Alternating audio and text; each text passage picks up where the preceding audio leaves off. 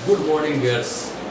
आज हम आप लोगों को संज्ञा के बारे में बताएंगे और जो भाषा के प्रकार हैं, शब्द भाषाओं के और शब्दों के भेद हैं, उन्हीं के एक क्रम में से जो सबसे पहला हमारा आया है वो नाउन आया है या संज्ञा आया है। अब संज्ञा क्या होती है? संज्ञा का हम शाब्दिक अर्थ देखेंगे तो सब संज्ञा का मतलब ये होता है नाम।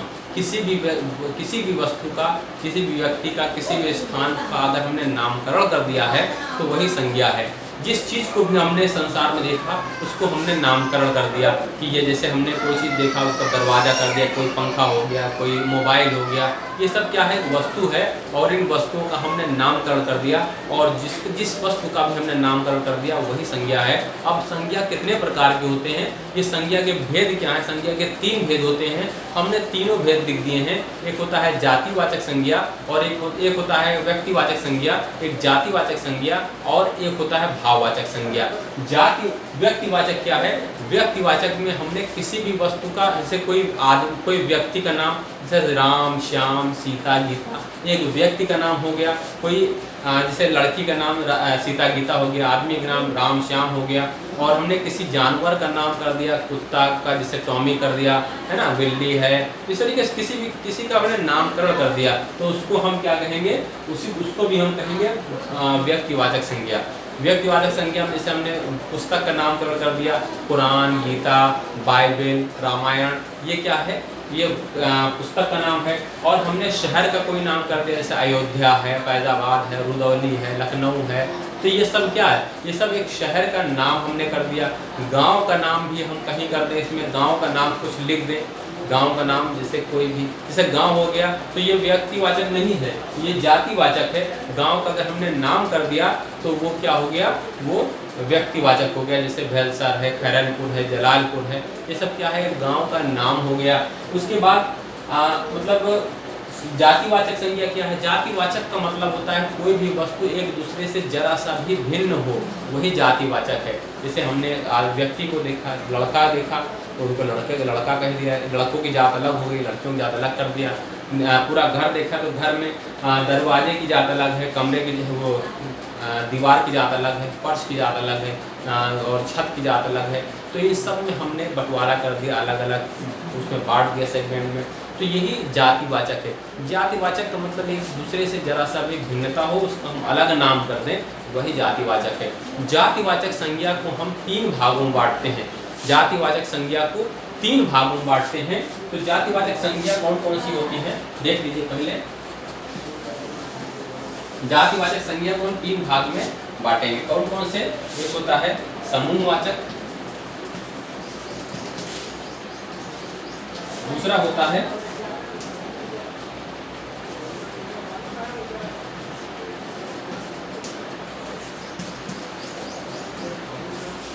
समूहवाचक और द्रव्यवाचक।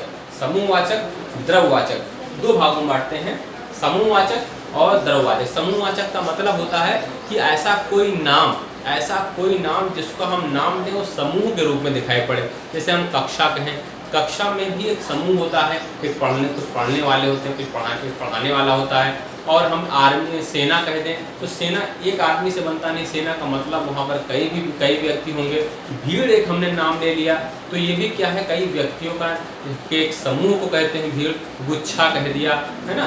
तो ये सभी क्या है? एक समूह का नाम हो गया, इसे गुच्छा, कक्षा, सेना। और द्रव्यवाचक का मतलब होता है पदार्थ सूचक। तो पदार्थ क्या है? पदार्थ में ठोस, द्रव, गैस, सोना, चांदी, हीरा, मोती, पानी, पेट्रोल, हवा, आग, पानी, ये सारे क्या हैं? ये सब द्रव्यवाचक हैं। द्रव्यवाचक में से सोना, चांदी, लकड़ी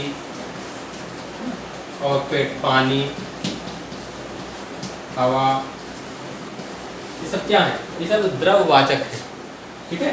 द्रव्यवाचक या पदार्थवाचक, पदार्थ सूचक जो नाउन होते हैं या संज्ञा होती हैं उसी कहते हैं। तो जातिवाचक संज्ञा हमने 2 भाग में बांटे।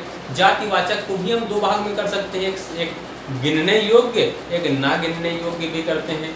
ऐसी संज्ञाएं जिसको गिन सकें, जैसे पुस्तकें जिसको गिन सकते हैं, हवा को गिन नहीं सकते, पानी को हम गिन नहीं सकते। तो ये सब इसमें जातिवाचक में ही आते हैं। तो जातिवाचक के भी हमने रूप बता दिए, दो रूप होते हैं, समूहवाचक और द्रव्यवाचक। और एक और है भाववाचक।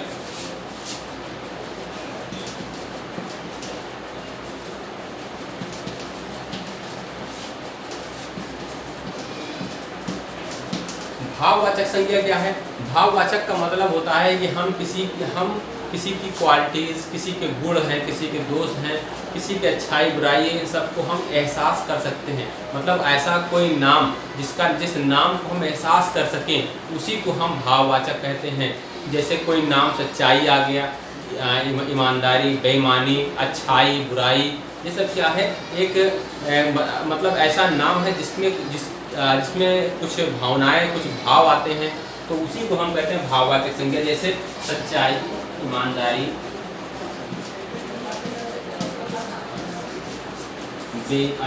अच्छाई, ईमानदारी है, अच्छाई है, बुराई है, ये सभी भाववाचक संज्ञा है। तो ये आपने पांचों संज्ञा पढ़े। कौन कौन से पढ़े? सबसे पहले आपने पढ़ा व्यक्तिवाचक संज्ञा, किसी का नाम, जातिवाचक कोई भी अलग अलग प्रकार, और आपने पढ़ा उसका जातिवाचक में दो पढ़े, द्रव्यवाचक और समूहवाचक। समूहवाचक में ये पढ़ा कोई समूह का नाम, ऐसा कोई नाम जो समूह में हो, और उसका द्रव्यवाचक मतलब ठोस द्रव गैस, जैसे सोना चांदी, और मतलब ऑक्सीजन, कार्बन डाइऑक्साइड, या हवा, और या पानी, पेट्रोल। तो ये सब क्या है? भाववाचक, वो द्रव्यवाचक पढ़ा। उसके बाद भाववाचक में आपने पढ़ा ईमानदारी, बेईमानी, अच्छाई, बुराई, है ना। तो ये भाववाचक भी पढ़े। इस तरह से पांचों तरीके की संज्ञा है आपने समझा। इसके बाद अब दूसरा देखिए, इसी में देखिए संज्ञा की पहचान क्या है। संज्ञा की पहचान में अब देखिए दो तरीके के आते हैं। एक होता है प्राणीवाचक या अप्राणीवाचक। एक ऐसी संज्ञा होती है जो प्राणी से संबंधित होती है, जिसके अंदर जीव होता है, जान होती है, जैसे कुत्ता, बिल्ली, मनुष्य, इन सब में जान होती है। तो ये क्या है? कुत्ता, बिल्ली,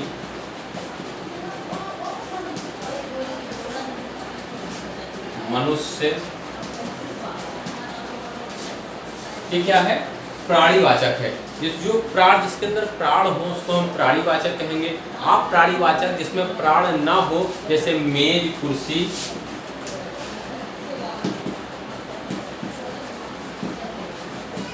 तो ये क्या है? आप प्राणीवाचक है। और पुस्तक भी है, ऐसे तरीके बहुत से हैं। पुस्तक,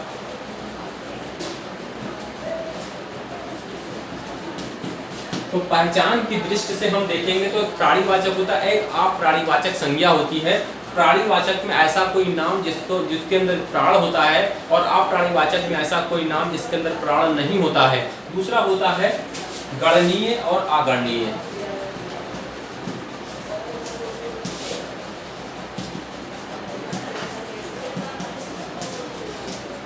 गणनीय का मतलब होता है जिसको हम गिन सकते हैं, जैसे इसके पहले हमने बताया था जिसको गिन सके, मतलब जातिवाचक बताया था, जैसे पुस्तक है ना, पुस्तक को हम गिन सकते हैं।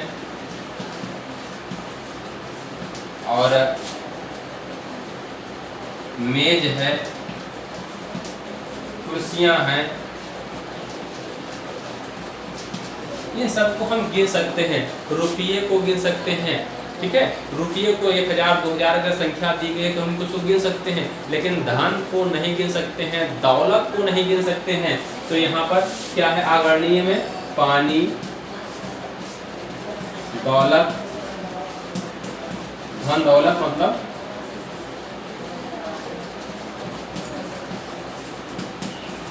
और हवा।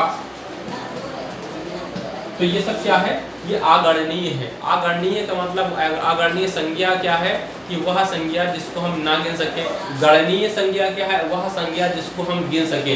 तो ये आपने संज्ञा की पहचान देखी, दो प्रकार के होते हैं, एक प्राणीवाचक व अप्राणीवाचक, और एक होता है गणनीय व अगणनीय। तो जिसमें प्राण हो, कुत्ता, बिल्ली, ये सब क्या है? प्राणीवाचक। जिसमें प्राण ना हो, अप्राणीवाचक हो गया मेज, कुर्सी, पुस्तक। गणनीय जिसको गिन सकें, 1 किताब, 2 किताब, 10 किताब गिन सकते हैं इसको, है ना। किताब, पुस्तक है, मेज है, कुर्सियां हैं, और जिसको न गिन सके पानी, धन, दौलत, हवा, है ना, ये सब को हम नहीं गिन सकते हैं, तो ये आप प्राणीवाचक हो गया। तो प्राणीवाचक समझे, आप प्राणीवाचक समझे, तो ये पहचान इसकी समझ गए। अब नेक्स्ट देखिए, हिंदी में दो प्रकार के लिंग होते हैं। लिंग हिंदी में दो प्रकार के होते हैं, और जैसे एक होता है स्त्रीलिंग, एक होता है पुल्लिंग। तो यहाँ दो प्रकार के लिंग होते हैं। लिंग दो प्रकार के,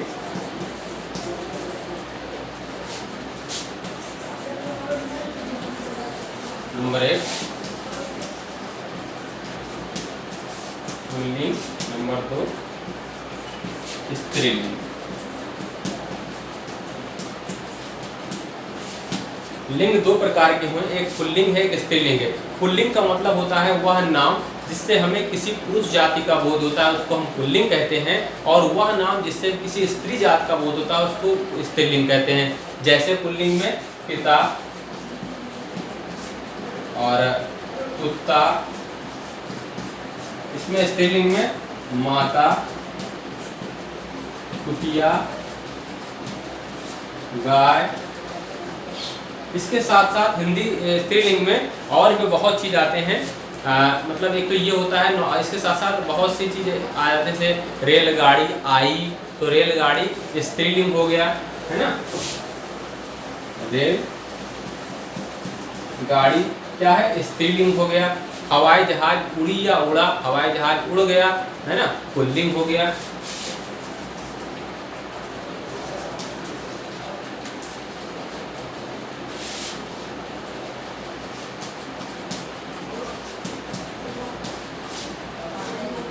इस तरीके से हम ऐसे शब्दों को भी इसमें रख देते हैं, स्त्रीलिंग पुल्लिंग में।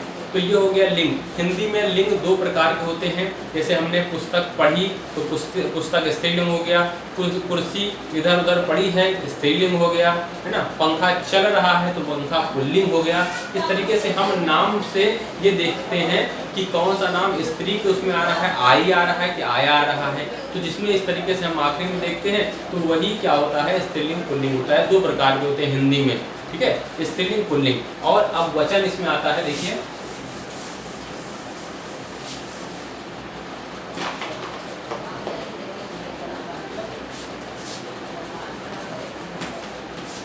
हिंदी में दो वचन होते हैं, एक होता है एक वचन,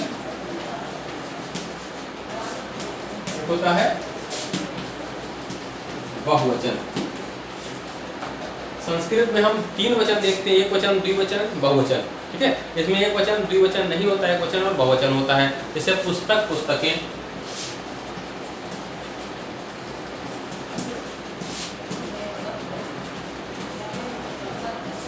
ठीक है, पुस्तक पुस्तकें, है ना।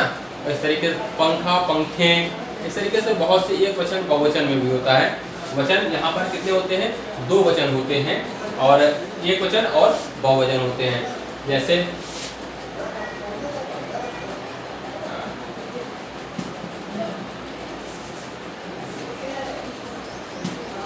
लड़का,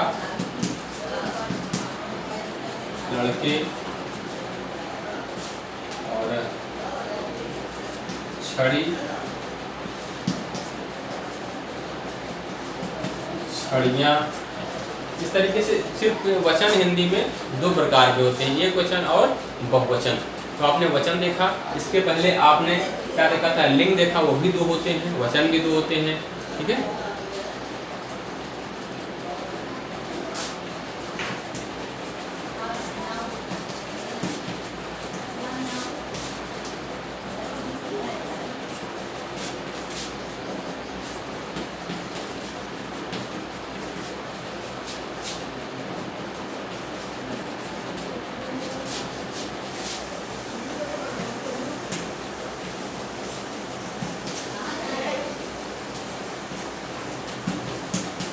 मतलब वाक्य में प्रयुक्त वो शब्द,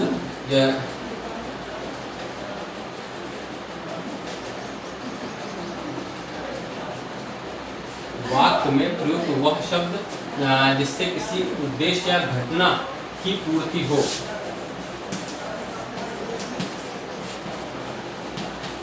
उसे कारक कहते हैं। वाक्य में प्रयुक्त वह शब्द जिससे किसी उद्देश्य या घटना की पूर्ति उसे कारक कहते हैं। अब कारक आपने पढ़ा है इसके पहले, कर्ता ने कर्म को करण से के द्वारा, इस तरीके से यही है। तो हम जैसे उसने उसे बाण से मारा, तो अब ये देखिए कैसे कैसे कहाँ कहाँ पर कारक चिन्ह का प्रयोग होता है। कारक क्या होते हैं? जिससे उसने उसे बाण से मारा, तो बाण से, तो यहाँ पर बाण के साथ कौन से कारक चिन्ह का प्रयोग हुआ है? से का प्रयोग हुआ है। तो किसी मतलब किसी भी वो प्रयुक्त शब्द जिससे किसी उद्देश्य या घटना की पूर्ति हो, तो इससे कोई उद्देश्य या घटना घट रही है, बाण से मारा, किसी भी वस्तु का सहारा लेकर के मारा, तो इसमें क्या है? किसी उद्देश्य या घटना इससे पूर्ति हो रही है, तो इसी को हम कारक कहते हैं। और बहुत से हैं, जैसे वाक्य हैं, मैं कलम से लिख रहा हूँ, पेड़ से फल गिरते हैं, और बहुत से सेंटेंसेस है। तो कारक वह शब्द है जिससे किसी भी घटना या उद्देश्य की पूर्ति हो रही है। ठीक है, तो अब ये समझ गए होंगे कारक क्या होते हैं। सारे चीज़ हमने बता दिए हैं। कुछ और भी सेंटेंस, जैसे मैं कलम से लिख रहा हूँ, पेड़ से फल गिरते हैं, मैं कलम से लिख रहा हूँ, पेड़ से पत्ते गिरते हैं, पेड़ से पत्ते गिरते हैं, सिंह वन में रहता है, राम गरीबों को दान देता है। तो इस तरीके से बहुत से सब गरीबों को, ये भी कारक है ना। पर पेड़ से अलग हो रहा है, पेड़ से, है ना, पेड़ से पत्ते गिर रहे हैं, मतलब जिसे अपादान कारक होता है ना। मैं कलम से लिख रहा हूँ, कलम के द्वारा लिख रहा हूँ, करण हो गया। उसने उसे बाण से मारा, मतलब बाण के द्वारा मारा। तो यहाँ हमने क्या देखा कि किसी भी वो शब्द ये जितने हैं से किसी उद्देश्य या घटना की पूर्ति हो रही है, यही क्या है? ये शब्द कारक कहलाते हैं। ठीक है, धन्यवाद।